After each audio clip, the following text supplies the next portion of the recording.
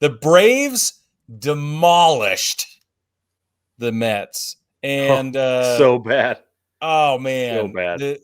The doubleheader was, as we predicted, a bloodbath. Mostly you, Brig. Your parlay hit, by the way. Yeah, it was. I knew it was going to happen. I knew they'd lose both, but I didn't think it. I don't think anybody thought it'd be this bad. No. So it was a doubleheader, and game one was a 23-1 or 21-3. Sorry, game one was a 21-3 win over the Mets.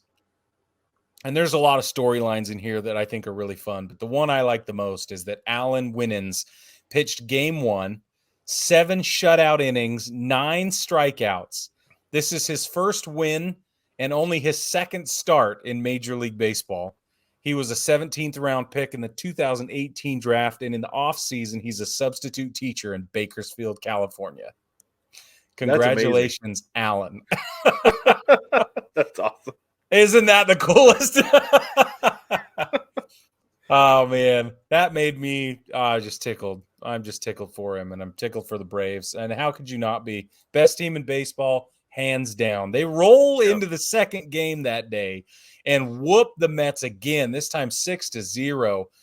And the big part of this series win, especially those 2 games, we have to talk about Matt Olson, who's making an incredible run and making a lot of noise this season. He's got a 5.0 WAR in the season right now. He leads the league in home runs with 43.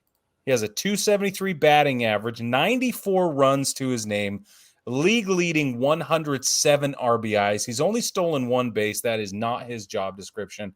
He has a 382 OBP, 621 slugging. That also leads the league, and a 1.003 OPS. Brad, are you as high on Matt Olson as you should be? I've been high on Matt Olson for a long time. I saw actually just like a few minutes ago, I saw a stat that said that his slugging with runners on base is like 710.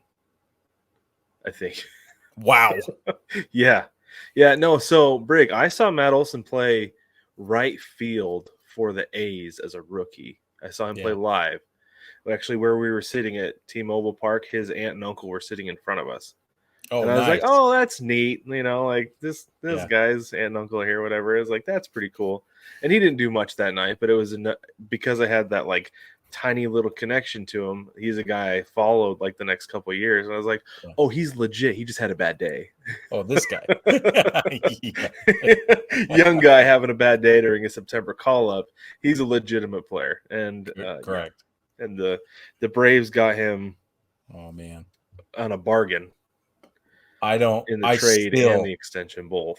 Yeah, I still cannot understand the Matt Olson upgrade. It does because we were so distraught. Like everybody in Braves country was so distraught when Freeman left that this is just an incredible turnaround.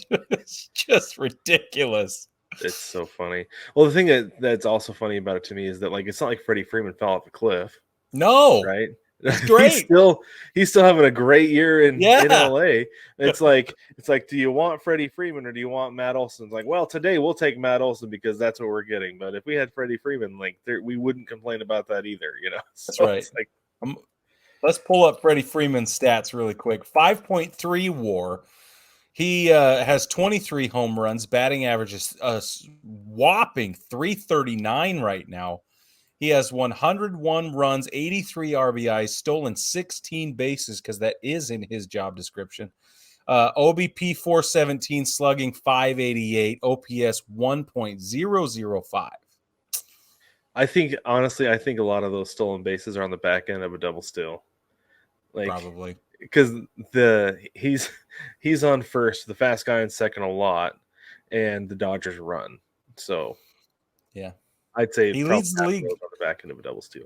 He leads the league in OPS and in doubles and in OPS plus, which is 167. So he's no slouch either. Anyway, just really interesting comparison between the two guys. I think it's fantastic. It is. Yeah. It's just crazy to me that you like, as a fan, I'm sure you're just distraught losing the guy you're familiar with, Freddie Freeman, but then you bring in Matt Olson. It's like, Oh, Okay. yeah. How often does that happen? Not often. Well, and what's interesting, and it'll be interesting to see how the fans respond to this. If you're a Braves fan, I want to know what you think. After Freddie Freeman led the team to a world championship, and everybody thought, man, if he comes back, he's legitimately going to get a statue out front, right? That's how big it was. Now, if Matt Olson comes in and helps lead the team to a World Series victory this year, what are we talking about? You know what though? I think if anybody's going to lead this team to a World Series on that team right now, though, it's going to be Acuna. Oh, I agree with that. Because that dude's going to win the MVP this year. Totally. He's going to lead the league in stolen bases and be right up there in home runs, right? Absolutely. Probably win a Gold Glove. Like I would imagine so. I think if you're talking statue, because of a World Series specifically this year, I think Acuna is the guy who gets it. Yeah.